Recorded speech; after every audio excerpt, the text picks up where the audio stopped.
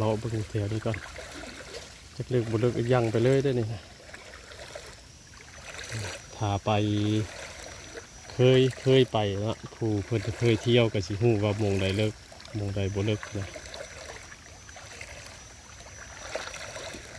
อันนี้ใครเคยมาก็คือสิฮู้ดอกว่าทางไปไสอันนี้เนาะบอกก็ฮู้ผู้เคยไป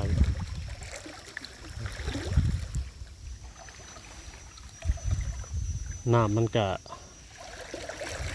บ่หลายแต่มันเป็นน้ำพ่วง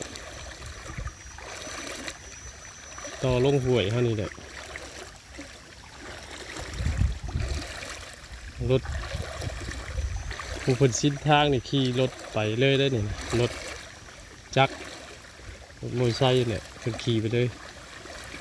ถ้าเป็นรถไถให้ง่ายสบาย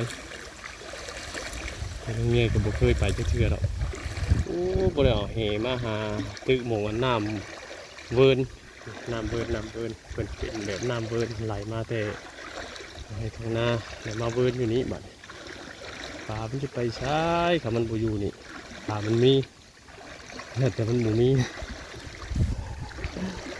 เราเล่นก้อนมานี่กดหมูมีเวียก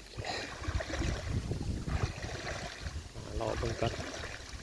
กามีกับสิพวกปลาขาวน้อย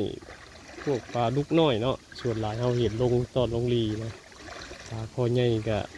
เห็นอยู่นานๆเห็นที่สิมีไม่บ่เลย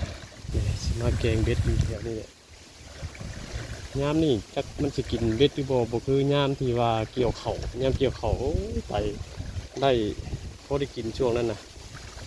โอเคเบิ่งสักทีแล้วแกงมันก็